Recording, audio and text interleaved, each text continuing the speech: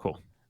All right, super excited to bring on Joel, aka NobodyEpic, a fellow Michigander, been YouTubing and streaming for an extremely long time. Welcome to the podcast, man. Thanks for coming on. Thanks for having me, Dan. I appreciate it. Dude, I always like talking to a fellow Michigander. There's That's not very many important of us. to me. Don't you feel like if you look at Michigan as a whole, maybe in the gaming space, like you could probably name everyone on what, 2 hands that you're aware of? There are some important ones. Yeah. Some of them not from here. So the 3 biggest Fortnite personalities, I would say. Ninja, originally from here, currently doesn't live here. Nick Merckx, I don't know if he currently lives here, but yes, he is from Michigan. He's a University of Michigan fan and a Lions fan. I mean, and Ninja's a huge Lions fan too. Yeah. And then is it Myth? Isn't he from Dearborn, right? Yeah, Myth is from Dearborn. Yeah, so the 3 biggest Fortnite personalities in the gaming scene. That is what is coming to mind now. Well, our friend BOO is from Michigan, and there's 2 other big YouTubers. I don't know how to say this guy's last name. I've met him a couple of times. Brian, I believe it's Barzak. He does animals, and he's been on some really big YouTube channels. He has a big YouTube channel himself, over 1 million. Can I pause you on that? Like he does videos about animals. well, I mean, we keep things. We keep you things want to clean. clarify. We keep exactly. things clean on the podcast. He has a zoo, like mostly reptiles. He has a reptile zoo in the Detroit area, and nice. he does a daily vlog of life as a reptile. I believe his term would be conservationist. Okay. But that's his life, and he does those videos. He has a lot of subs, a lot of views, and then I also know somebody who does a video tutorial channel like Adobe Premiere tips and such, and that is. Unless I'm blanking, which I probably am, that is my knowledge of Michigan creators. The only, and this and not Dan Gheesling. Yeah, of course. The only person I know of that you didn't name is there's a big CS:GO player named Hiko. I know he's originally from Michigan. I don't know where he lives, but I know he's in the Michigan area. Yeah, and he was I believe he was on the Team Liquid run with Simple, and that was a fun time. So that is one I forgot. Yeah, you're right. So speaking of runs. So tell me and tell everyone, because I don't know a ton about your backstory. We've talked a little bit, but like, how did you get started on YouTube? So in 2011, I had just left after my freshman year at Grand Valley State University. I went there because I got rejected from Michigan State University. They I got deferred. Okay. Yeah, but. To me, there's a waitlisted that is a rejection, which is waitlisted until 1 week before the first day of school. So I got waitlisted and some people will put up with this, especially if they live in the area like I did. So I could have, but it's, you don't want to get waitlisted and then rejected. Cause then it's like, well, then I just lost, you don't have anything to do for the fall. And then all your friends are off at school and you're just sitting at home twiddling your thumbs. So growing up, I know you grew up in the East Lansing area, like real talk, when you got that letter, like do you remember what you felt when you opened it? Oh, absolutely. I remember the scene. I remember that, because that was just life for, the majority of people that went in my high school. It's like you're either going to Lansing Community College or the biggest aspiration is go to Michigan State University. And that's a lot of people in the Lansing area. It's the epicenter of activity in the middle of Michigan. So it was, guess what day it was too? It was December 31st, 2008, New Year's Eve. So this is, that's a time when you're supposed to, all my friends were going to New Year's Eve parties. I had New Year's Eve plans. I opened that letter on December. I don't even know why we got mail or we maybe got it December 30th, and I didn't see the letter until the 31st. But I vividly remember having the letter in my hands in my kitchen on December 31st, 2008, reading it, and I was so devastated. I canceled my New Year's Eve plans. Probably the saddest New Year's Eve of my 28-year existence. Whatever, get over it. Rough summer, but then I ended up going to Grand Valley State University, and I spent a lot of money. I did not have a lot of money to spend too. I had maybe $1,000 to $2,000 in my bank account. How did you get that? We're just saving up as a kid or working? Saving, working, and graduation party. Okay. Open house, what we call it around here. So you get essentially stunned. Your dream university right in your back door. They say, no, you're not coming here. So you go to Grand Valley. Yes. Blessing in disguise, because so just to back up a little bit, in high school, I did newspaper and video production. Those were the 2 things I loved, my 2 passions I found. And when I went to Grand Valley State, it's a very Grand Rapids, the Grand Rapids area, which is where Grand Valley State is located, very creative area. And there's a lot of programs at Grand Valley State. Like I joined a video production program right away. I joined a creative writing program. So I kind of had those outlets. It made me feel a little more at home there. And I met my wife there. Probably the best thing that I got from Grand Valley State. You know, that's the main thing besides the education, which I didn't really get. So after a year, flat broke, you know, and then quickly, because the tricky thing about college tuition debt or college debt is tuition is bad, but the room and board is what really kills you. Because I had, by the end of my 3-year college career, I had like $20,000 in debt, and $10,000 of it was just staying in these crappy dorms in Grand Valley State University my freshman year. So you went through 3 years of college at Grand Valley State? No, first year at Grand Valley State. Then, because this is what leads into YouTube. I'm broke. Okay. I come home because at home there's a guaranteed job, and I go to Lansing Community College. What was your guaranteed job? My mother works at Michigan State University. Oh, nice. So yeah, so that you know. Wait, she could not guaranteed. I still had to do a job interview. She didn't pull any strings for you, or like hands were tied. No, like. I mean, she's not like not the president. Let's say that. You know, she's great. I love my mom, very hardworking. But I mean, you got to have strings to pull. You know. Yeah. But anyway, which a lot of people around here work in Michigan State, so it's not even that unique. But so I come home broke, and then I'm pretty devastated because I lose my creative outlets. At that time, my roommate had an Xbox. I wasn't really playing video games near the end of high school because I was pretty busy with sports. I played video games as a child, but near the end of high school, I had the newspaper, I had video production, I had sports. I was pretty set on activities. Would you play basketball? Yeah, basketball, and I did track for a couple of years. You do hurdles or high jump? High jump, because high jump trains your legs how to jump. So I was doing track to benefit myself for basketball. So long story short, for people who don't know, Joel is like, what are you, 6'6", 6'7", 6'8"? I'm 6'8". I'm technically 6'7" and 3/4 inches. So depending on if I want to impress you or not, I'll say 6'7" or 6'8". Okay, so you come home and you're like, all right, I have no creative outlet. You start playing Xbox. Yeah, I started it my freshman year with my roommate, but then I came home and I was like, well, I really like playing video games. And at the same time, I was watching, you know, as so many people on this platform, watching videos of people playing video games. Do you remember who were like the first gaming personality or something you saw on YouTube? Yeah, because it was tutorial stuff. Woody's Gamertag was one of the first people I watched, which actually led me into my friendship with KOR Speedy, which is a pivotal point in my YouTube career, because he was in this series that Woody's Gamertag had, where he was featuring a bunch of creators, and Speedy is one of them. So that's how I became a fan of his, and eventually met him like half a year later. Okay. But I needed a creative outlet, and I used what little money I had left. I was working at the time, so I was still, you know, earning money, and I was living for free. So if it wasn't for food, then I spent that money on capture equipment and started making my own gaming videos. So you went from, and that's my fault because I cut you up, but you went from, you bought an Xbox, and then you're like, oh, I like playing video games. You started watching Woody's Gamertag, and then you're like, okay, I need to save up money, buy this stuff. And then did you have like a plan, or like you're like, hey, I'm going to buy this capture stuff, but then what?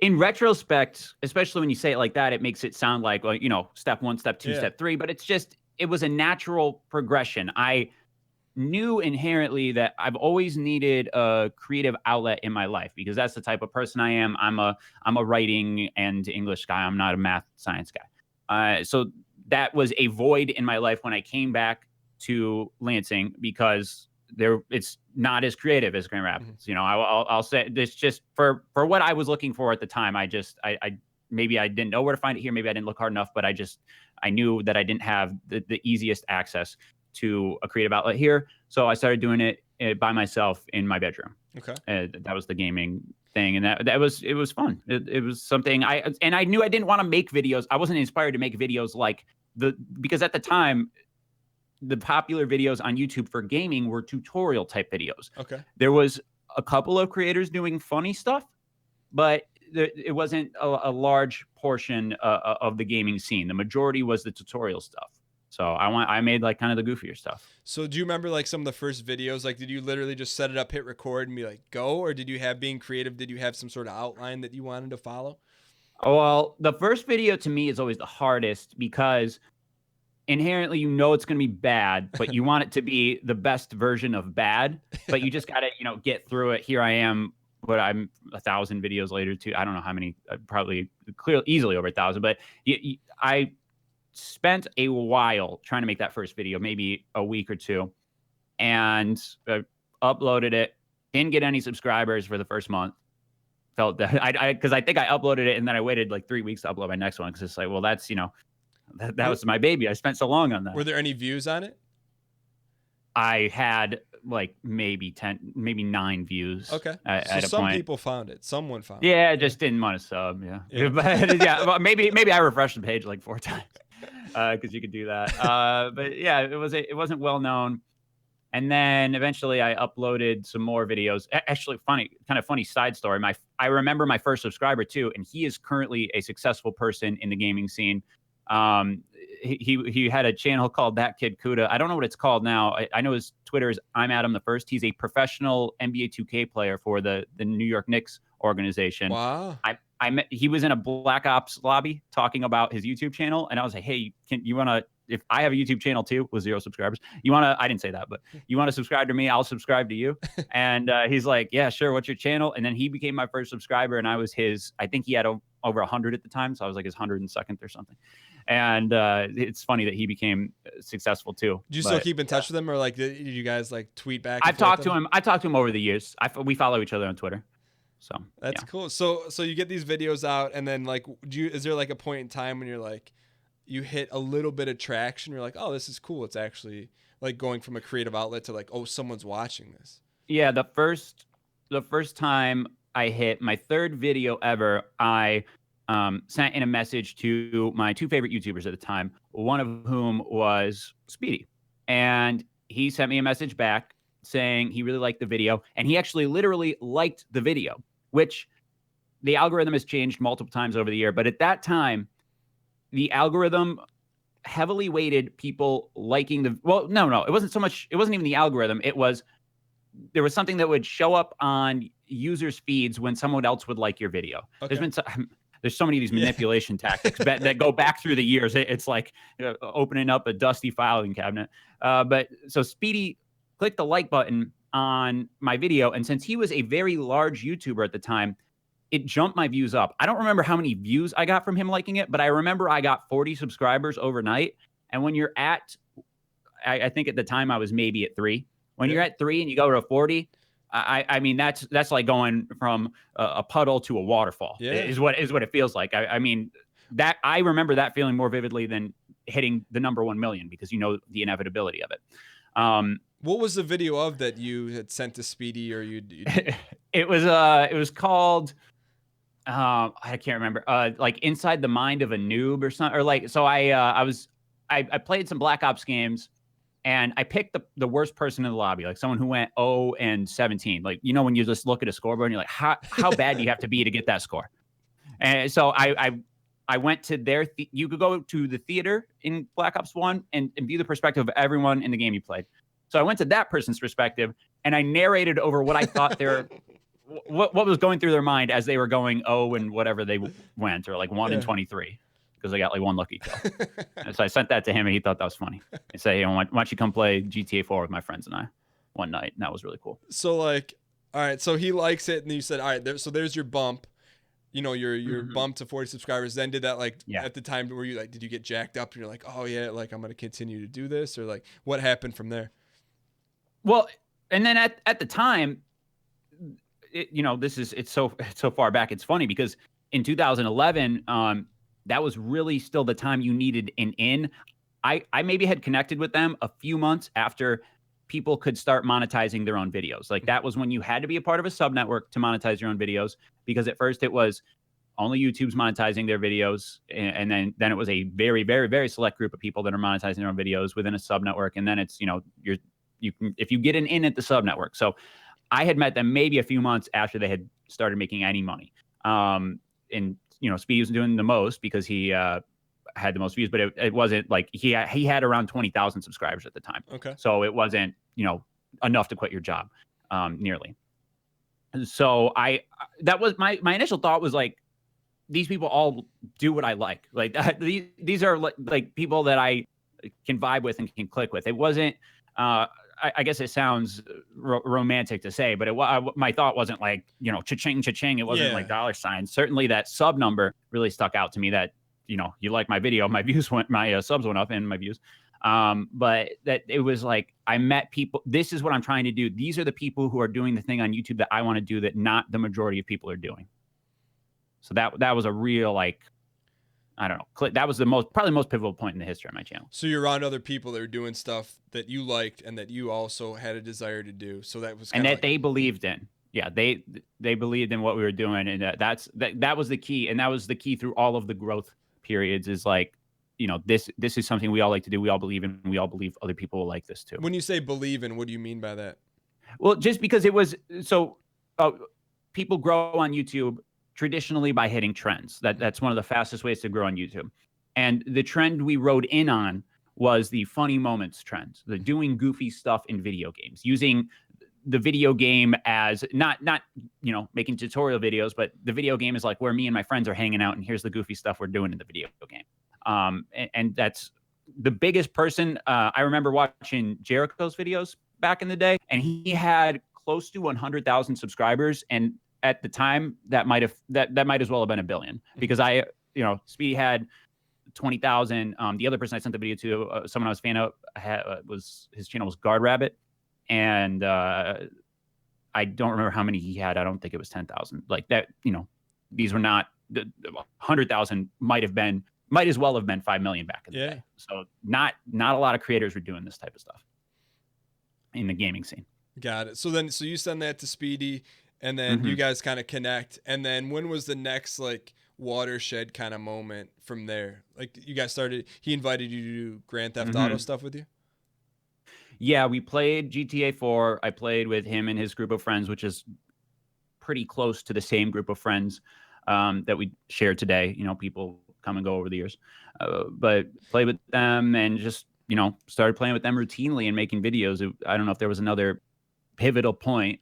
And that was GTA came out in 2013, right? Or right around no, this was GTA 4 that they were playing. Okay. So that actually leads into, because the two biggest points in my career and my friends' careers, the funny moments trend on Call of Duty, because it was the videos we were making were at the time Call of Duty funny moments, mostly on Modern Warfare 2, because Black Ops 1 just wasn't the preferred choice for making those type of videos. And then GTA 4, we were making GTA 4 funny moments. Okay. Which I don't know. Well, you know, it was their idea, and it was just, you know, like a watered down version of GTA 5. You could fly planes, you could do goofy stuff with each other in the game. The cops would chase you around. So it was a good space to make those type of videos. So those were the two videos we were making. And then what's the next thing? The next COD that comes out after Black Ops 1. Let me ask this, like to do those videos, like to do a funny moments video, like you got to have a lot of footage. So what was your like quick process back then? You guys would just like play every night and then like clip it, or how would you do it? Yeah, and it was 720p, which is garbage now. So the file sizes weren't crazy. And then, we would clip them. And the way the capture cards worked at the time, you couldn't record your own audio. So we weren't even recording our own audio until probably around the time GTA 5 came out. We were starting to do things like that. I was using a laptop that I got in 2009 as a graduation present to record and edit my initial videos on. And I didn't switch until I switched to a better laptop and then a computer, but I didn't switch to a better laptop until I quit my job to do this. And it was a struggle. That thing would get so loud and heated. But yeah, it would just, we're all playing, capturing type of videos.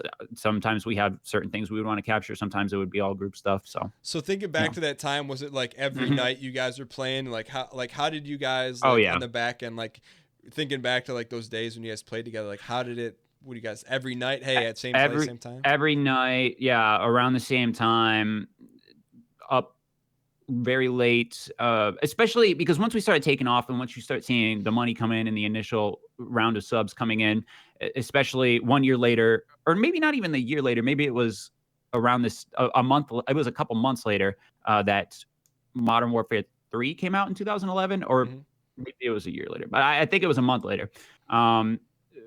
once that takes off and people start growing from that, especially Speedy and the rest of us are growing too, then it becomes a competitive thing. Then it's like, all right, let's, keep grinding, keep going, keep making more money, keep getting more subs, keep getting more views.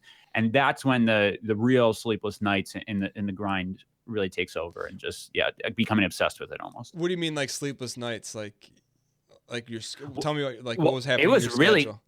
Up until I quit my job, it was starting to get really dangerous. So my job, I would wake up at between 4 and 5 a.m. to go into work at around 5:30. What was your job? Can you tell us what you were doing? Yeah. I was on campus. I was working on, Michigan State University job. I was driving trucks around campus. Okay. And just picking up scraps essentially. And then there's a scrap yard on campus, and just dumping the scraps in the scrap yard. So pretty mindless stuff. You just have to get up early to do it, to cover the entire campus, because it's a large campus. So I was waking up to do that. But then, waking up, a lot of times I was not going to sleep. I would get home from work, take a nap, play games with my friends until I had to go to work essentially, and then driving around working an 8-hour day on zero sleep. So that's that. Once the money was equivalent, then it's like, all right, you got to cut something out of it. And I was going to school at the same time too. So sometimes, I wouldn't be napping because it'd be school during the day. So you got school, you got work, you got this YouTube thing, you got to cut something out of your life. Which was first my other job, and then once the YouTube thing really took over, then it was school. So during that time when you made that decision to cut, is it like, what is going on in your head? Like, once you started making the same amount of money from your job, you're like, okay, that's it? No, I waited until I was making almost significantly more. Okay. And that's how a lot of people I've talked, because this is a conversation you have with creators, just so, give me your history. I haven't met anyone that said, I quit before I was making more money at my job. That's a hard thing to do. That's a hard leap to take. And I remember exactly where I had the conversation with my parents that I was making the decision to drop out of college.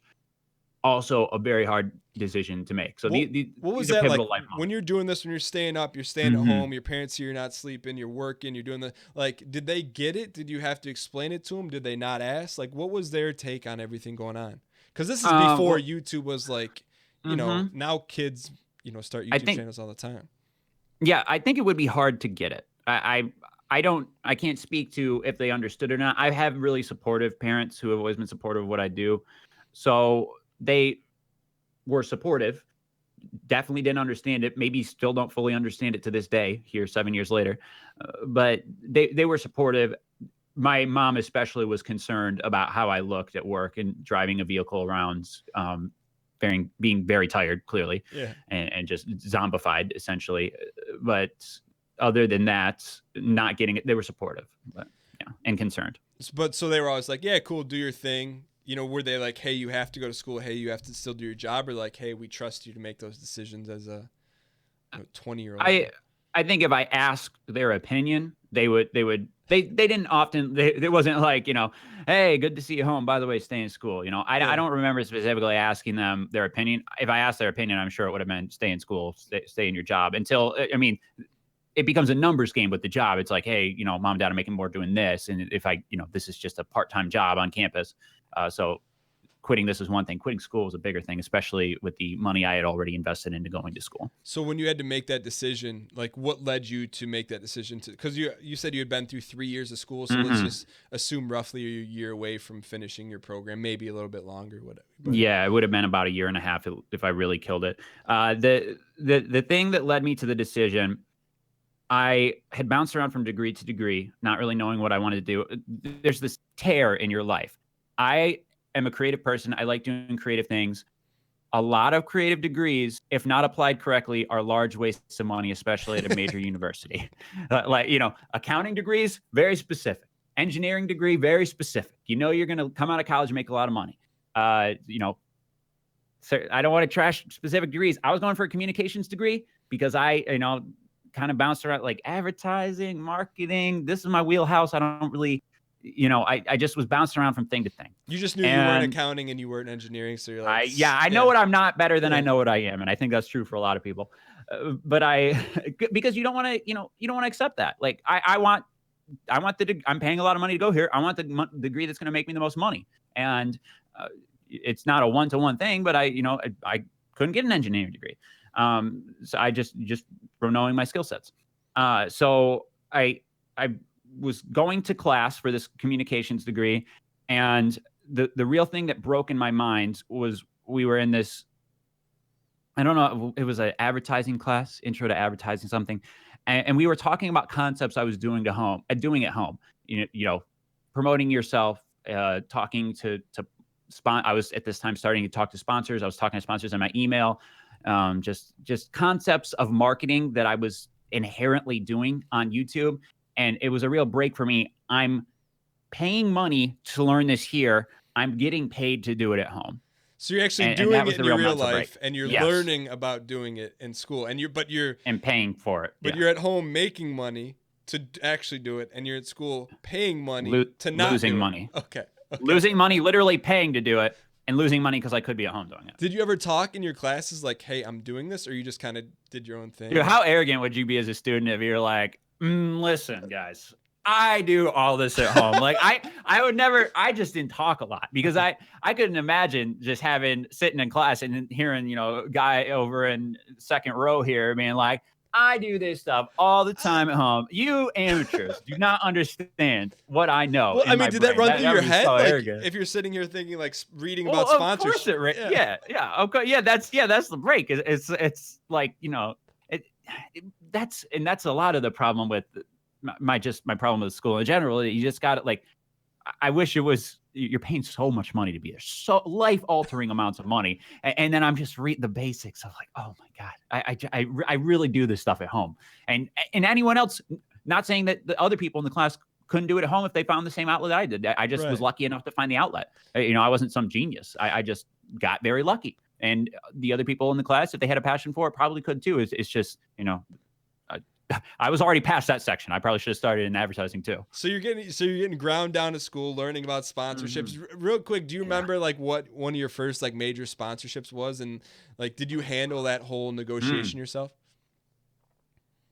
My first major sponsorship, or like even like your first one, where you're like, oh man, they just paid me X amount, and like this is pretty sweet. Well, so the big ones I can remember back to are 2013, the first major one I can remember getting flown out somewhere. It was so I don't want to go too much into the specifics of it, but it was a big company. Myself and a friend got flown out to do something. The event got canceled and they still paid us. So we just sat around for, went out to some bars, but we signed a contract with them and they still paid us. And then we flew home. And that was the first one I was like, whoa, this is a very unique and crazy career. Now, did that happen before or after you quit school? Do you remember? It was, I think I quit after the spring semester, and this happened near the end of the summer. So not immediately after, but shortly thereafter. Got it. So there was the breaking point for you to quit school. Was it like you remember sitting in class, like learning about what you're already doing, and you're like, hey, this is it? Because like if you're invested 3 years into something, like it's not like you're year one, like you're at the home stretch. So what like finally pushed you over the edge to say, hey, look, I'm done. I'm going to do this full time? I think it was just a passions play. I, at this point in 2012, 2013, am fully invested in and passionate about YouTube.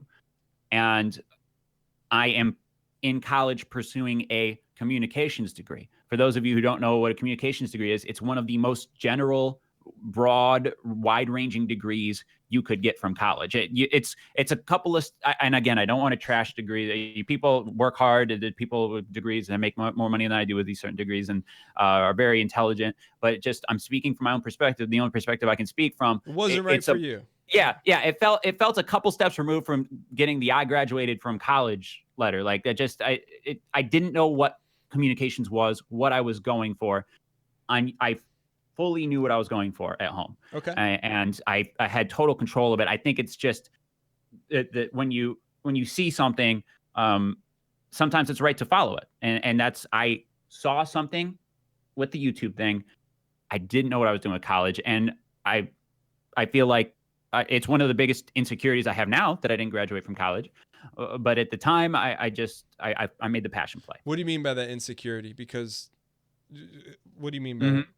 that? Well, I'm to this day, I've been successful, I would say, throughout the past 7 years, and these last 2 years especially have been two Joel's of my being most humble. I'd successful say years. very Yeah, successful, very I humble. hate talking about No, this stuff. no, well, I'm no, such no. a humble person, but yeah, exactly. But I feel like I've been successful.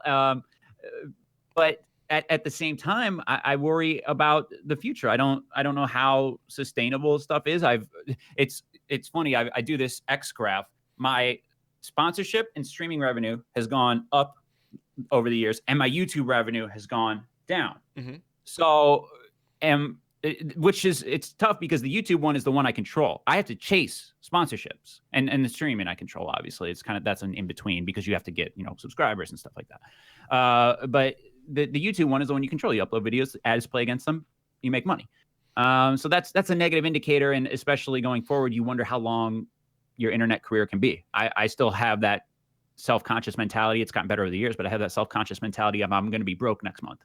I'm going to, it's hard to not feel that way doing a career that's so random and up in the air and not having the security of a college degree behind you. So when you say insecurity about that, like, are you talking like financial security? Or are you talking like internally, like, oh, I don't have this degree, so I don't feel as good long-term?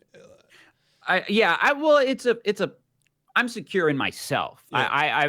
I'm more, especially now, the older you get, the more confident you get in yourself.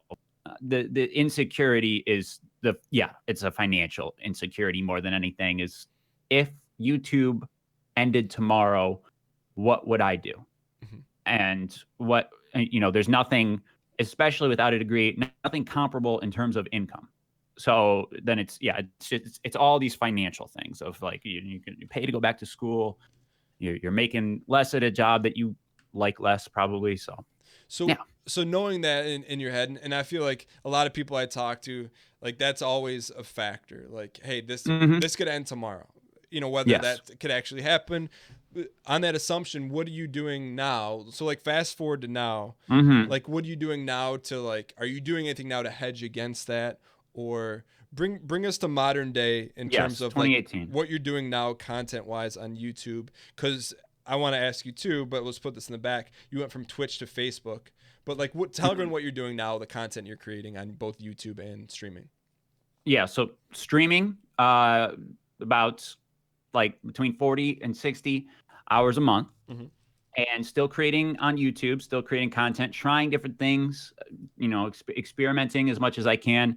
Definitely had more frustrations with the platform this year than in any year previously. Had many, there was I don't want to, again, I want to stay in the present. No, but that was my question. The demonetization that started in 2017 has really crept up on me this year.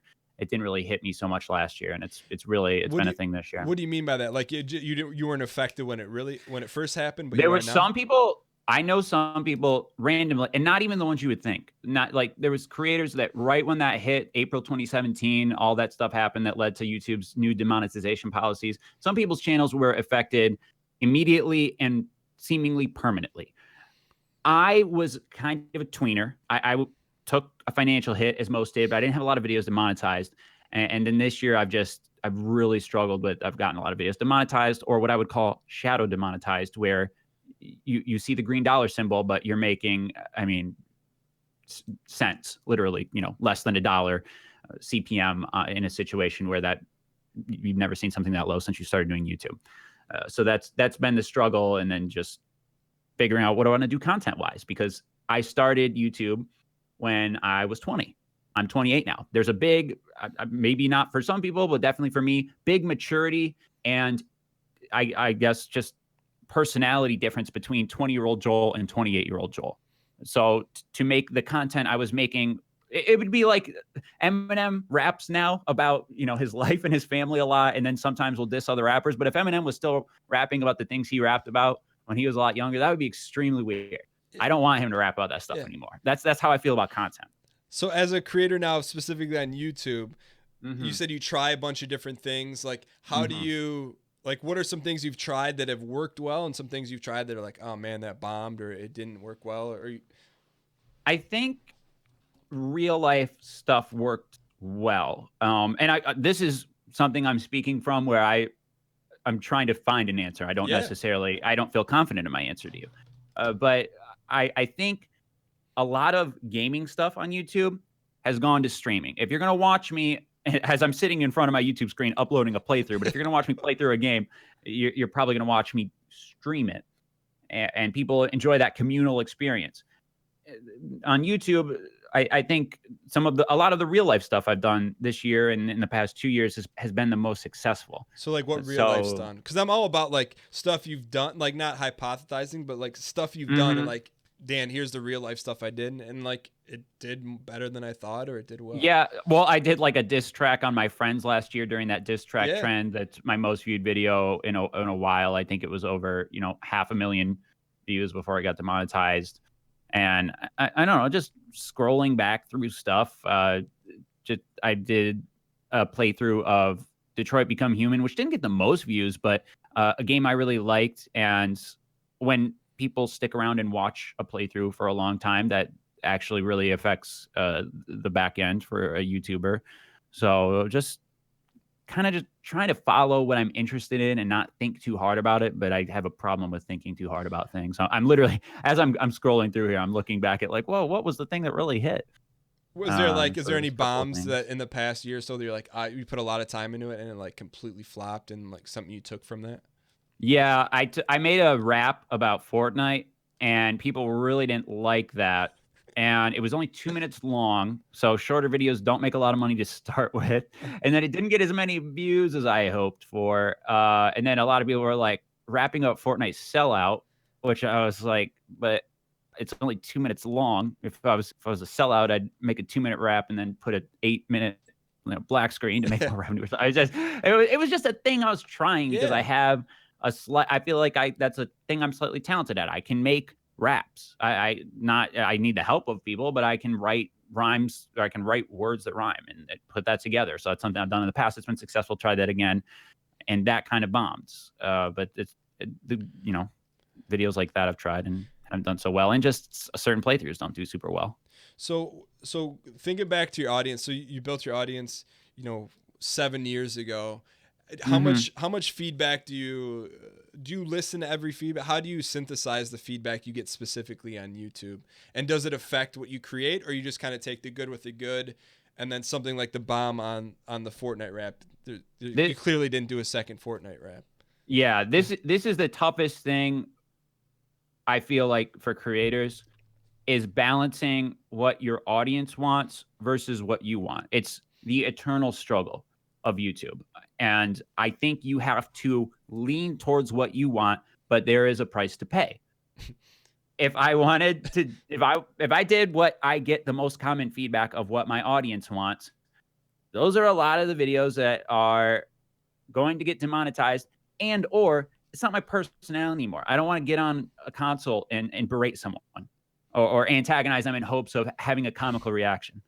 I'm 20. I'm gonna have a kid next year. Like I'm gonna be a father soon. Yeah, that's awesome, man. Yeah, thank you. Yeah, I'm gonna be a father soon. I don't want my kid to walk downstairs and be like, "Daddy, who are you yelling at?" and to see me sit in front of a computer screen. Like that's not me anymore. So there's this break between what I want to do and what my audience wants. And then, by the way, I don't necessarily know what I want to do. Mm-hmm. You get big doing one thing, and then it's like, well, I don't necessarily want to do stuff like that anymore because it's not my personality and because that stuff's getting demonetized a lot. So a little double whammy. What do I do? So that's the eternal struggle. That's the question I feel like I ask myself every day. And so when you're making that decision now, like I don't mean to put any heat on you, but like no, it's a good discussion to have. You're having a kid now, and you're like in this limbo where you're like, not limbo, but you're in this position where you're like, hey, I can make these videos, make a lot more money, or I can kind of wade through and figure it out. Do you feel like, is there a timeline for you in terms of like what you need to do, or are you just continue to throw stuff against the wall until you figure out what that is? Yeah. So I think of my timeline right now as the next 2 months. Okay. I'm working on, something that we were going to talk about at the end. And then YouTube's revenue is never highest. The views are never high. YouTube's revenue is never as high and the views are never as high as it is in the last 3 months of every year, October, November, December. So I want to have a good November, December, whatever I'm uploading.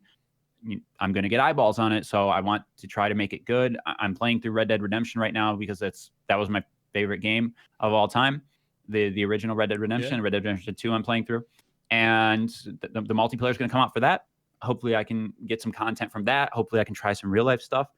And it works. I don't necessarily have a content timeline. I more have a timeline of, if YouTube is this bad in January, you really need to start thinking about what your existence is on YouTube and maybe picking up a second job outside of YouTube and streaming. Okay. Just because it's the YouTube revenue is so poor, and just being so lost on the platform. Putting your effort towards that, you could be putting your effort towards something else in January. All right. So last question about YouTube before we talk about streaming. You think I think on a macro level, and I feel like everyone has felt that in gaming on YouTube. Like, even like everyone I'm friends with, it's across the board. So for you, do you think that that's something that's gonna, like, I've heard things where like YouTube doesn't have a preference on gaming content. Like, they've done things on the algorithm where it's like they don't have a preference for that. They don't push that stuff. But do you think we're in like a lull period and it's gonna come back, or you think it's like, in your opinion, or do you think it's like, hey, it's never gonna come back and it's the audience has shifted and YouTube's focus has shifted?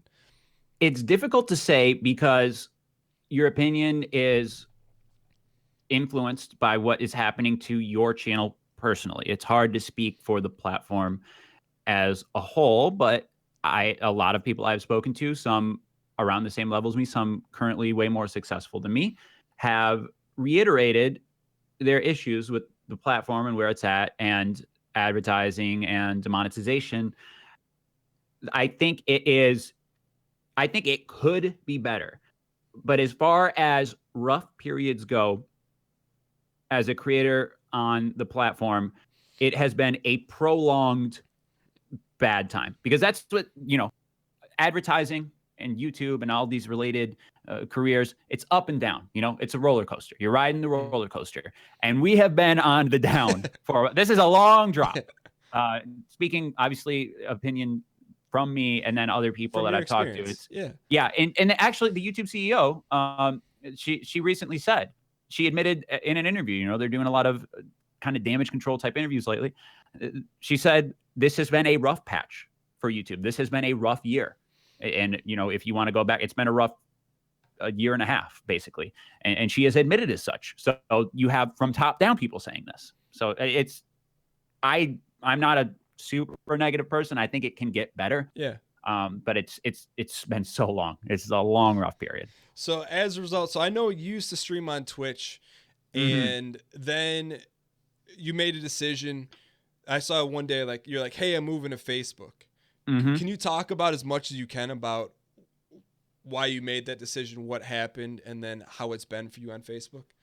Absolutely. Yeah. It's an opportunity that was presented to me. And I just, as on a macro level, or macro or micro. Yeah, macro.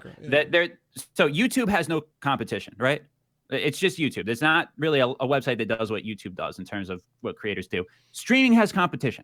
Streaming has Twitch. Streaming has YouTube Live, Facebook, Mixer, and then an up-and-coming platform called Caffeine.tv from two former Apple execs. So look at all the streaming competition, and then YouTube is just its thing. When there's competition in a platform or in a type of platform, it's better for the consumer and better for the creator. So I made the decision to go to Facebook because for streaming, I and other creators have options, and I liked the option they were presenting to me.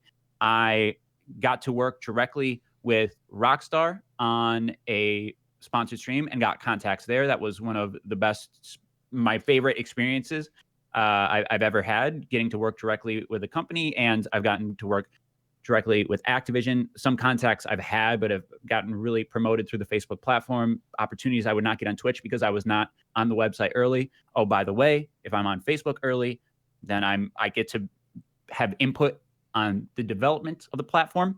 I am there, from the start, so I can get some of that initial audience if the thing takes off, and I'm seeing some of the benefits of that. Some people saying I haven't watched you in a while, but I followed your Facebook page, and it's good to see you again. I'd like to come back to see your content, or people who haven't seen me before. It's a new platform for people to see me on and to grow on. And nothing against Twitch. I still watch Twitch and love Twitch. I didn't see myself getting those opportunities there, and I didn't see myself growing the way I wanted to, because I feel like your best opportunity to grow is if you're extremely good at games, and I wasn't. And again, we've already talked about not sure. We have that in common.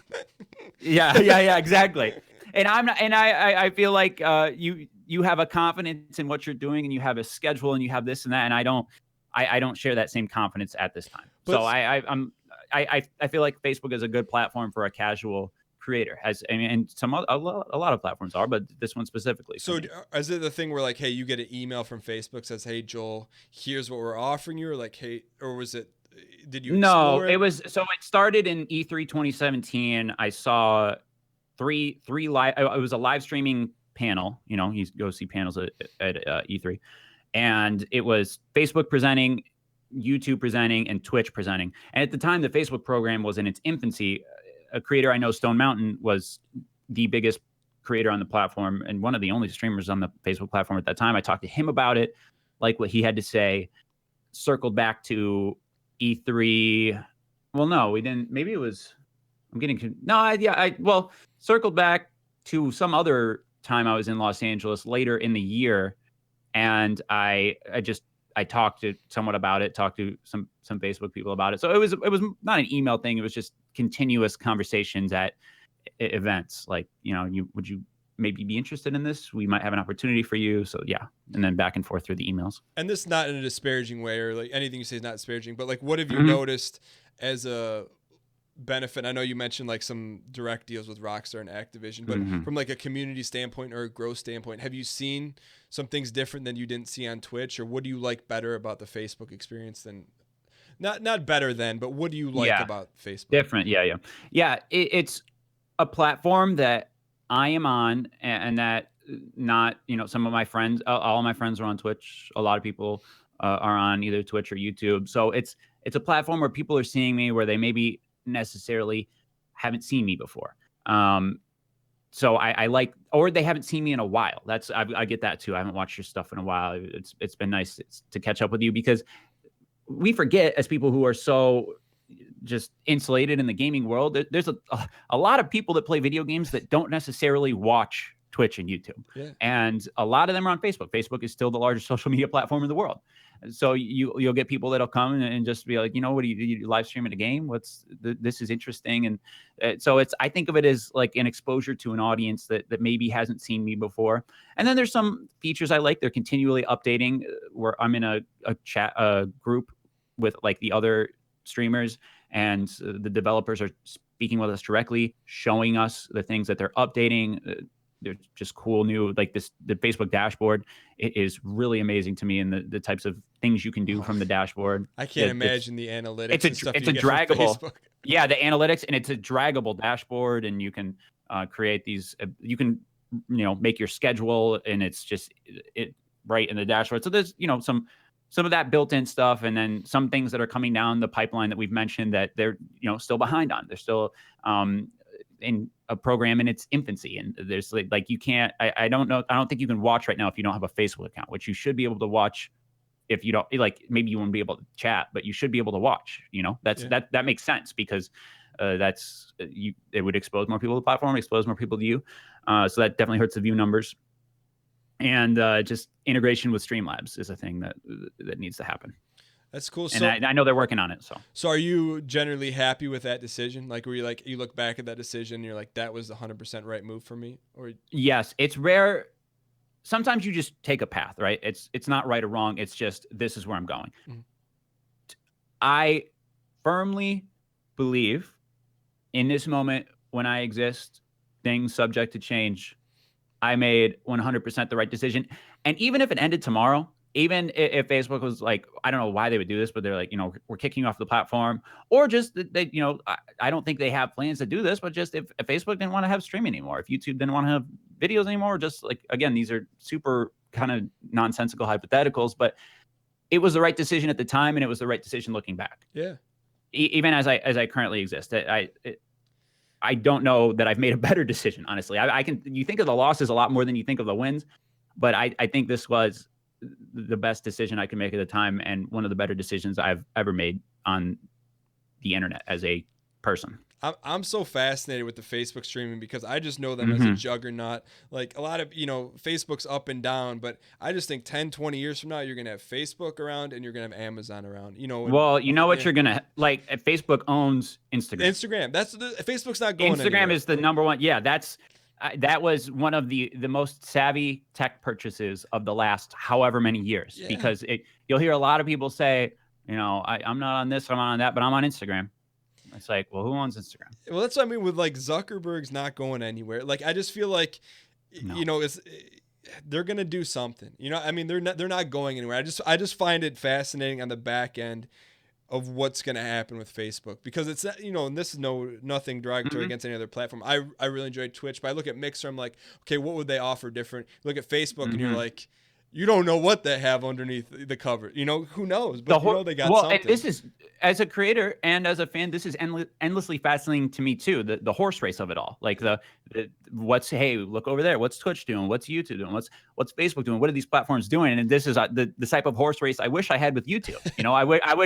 I wish there was a Twitch tube, or a Face tube or whatever. Like to see other platforms where you could make a lot. I guess honestly, I think you can do that on Facebook. It's kind of a different streaming is so you can only stream video games so many different ways, and there's monetization on Facebook, there's monetization on Twitter for videos. So there are platforms like that. It's so straightforward on YouTube, and there's nothing that's kind of a one-to-one comparison like streaming. Got it. So we've got the evolution of Joel, the creator, and as we transition away, we connected again, and because now you have something else going on, which I was like fired up when I got the message from you. But can you say like you're going, there's a whole nother thing that's tied in, but very different. Yeah. So I got an opportunity this year that's kind of different than what I've done in the past. I'm going to be doing some public speaking around the state of Michigan about an alternative education program that our state offers called Math Squared, which gives training to students for mechatronics and CNC manufacturing. You get an associate's degree for this training. You get paid to work and go to school. You get a guaranteed job of 2 years after the training, and it's a 3-year program, and it's all free. I don't know what CNC. So you're getting a skill set for free. What's CNC? I don't know what that means.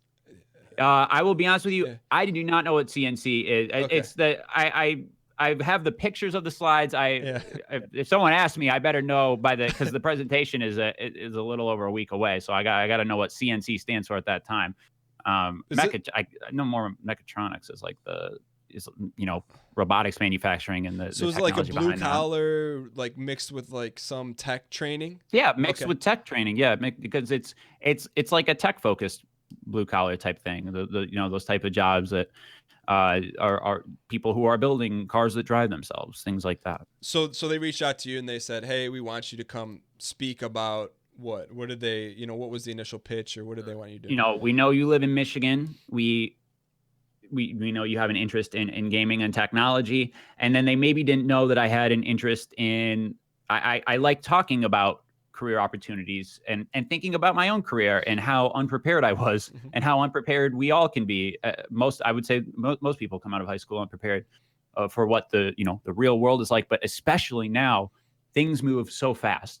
Back in the day my father graduated, you could just walk into GM and get a job, or you'll have the same career. It would not be abnormal in the 70s, 80s, maybe even 90s to have the same career for multiple years in a row.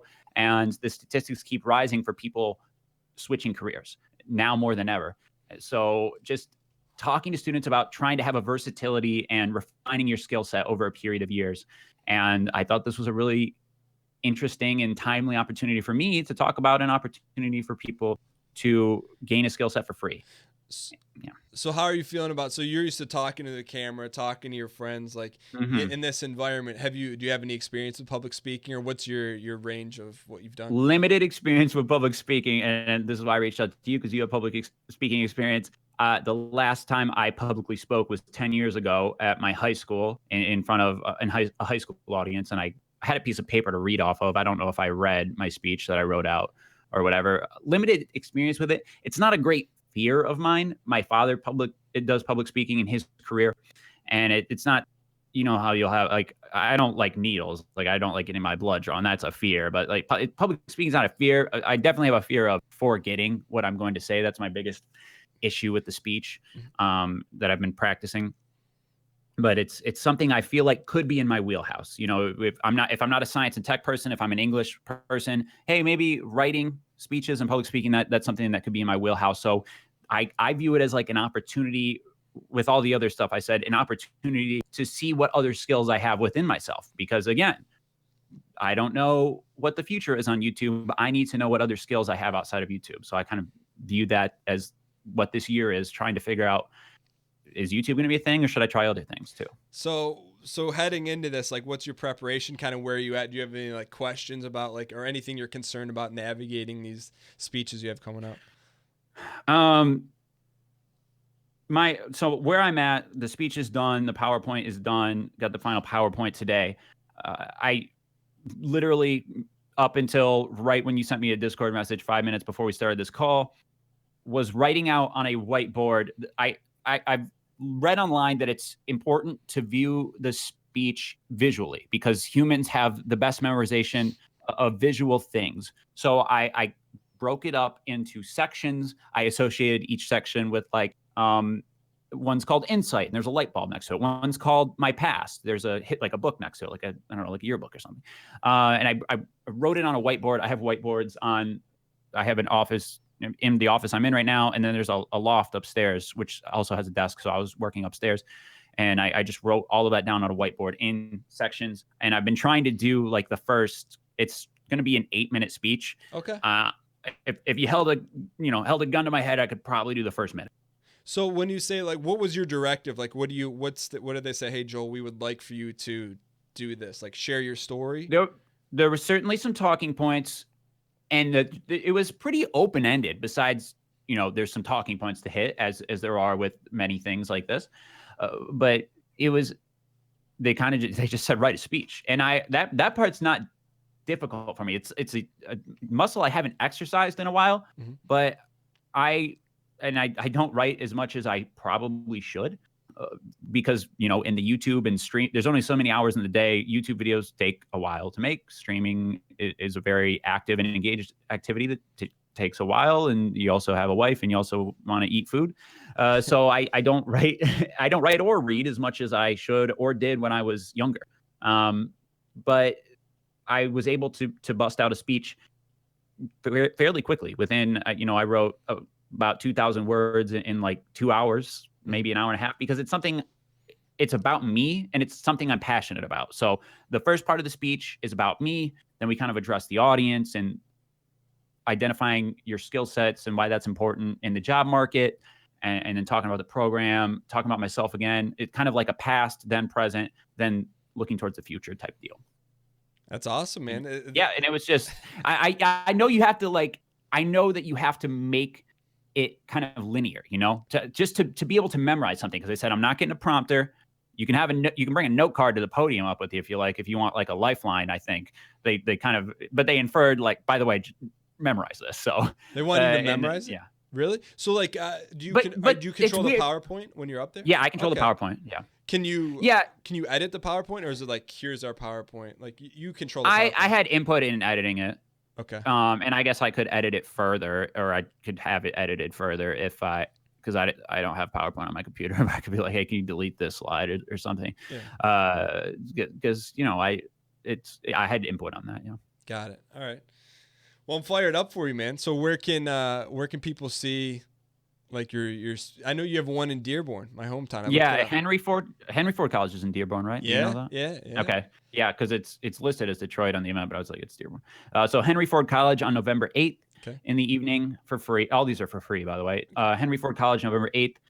Kalamazoo Valley Community College on November 15th, I'm pretty sure. And then I know the Cadillac Baker College one is on November 29th. Okay. So throughout the course of November, and they were maybe going to add a fourth one, but it was not confirmed, so I'm not supposed to promote it. What about the irony of you dropping out of college and then you get invited to go speak at 3 different colleges? That's like, come on. It's very strange. Yeah. No, I think it's awesome. Yeah, it is awesome. It's a unique. Everyone in life has their own unique experience and kind of interesting or strange path to reflect on, and I certainly feel that way looking back on my life thus far. But it was, again, it's like one of the. That's been this real tear for me, is how much of my identity has been YouTube up until this point, and my career and my passion, the one thing I've really felt like I've succeeded at, nailed in life. And then the YouTube stuff has been so rough this year, but everything else in my life has been amazing. Bought my first house, having a child, the Facebook opportunity being one of the best opportunities I ever got. I got married 3 years ago. But I have a wife, the Facebook opportunity, this opportunity, one of the, like, a coalescing of things I'm interested in at this current time and things I want to try. Everything else being amazing. This one core thing that has felt like your identity for the past 7 years being bad. It's such a duality in my life right now, this up and down of it. And I try to focus on the positives. Have you, like, what do you do to mitigate that? Because, like, well, I go to therapy once a week. No, but that's one part of it. But, like, if it creeps up, are you like, hey, like, focus on Facebook, or like, how do you push that down? Because it's hard, because YouTube drives. I mean, you can drive your growth on Facebook, but again, you have, like you say, you have to focus on it. So I'm kind of split. I'm a man of two nations right now in terms of my internet presence, and it's hard to know what is best to focus on, and there's not necessarily a right answer. It's what I choose.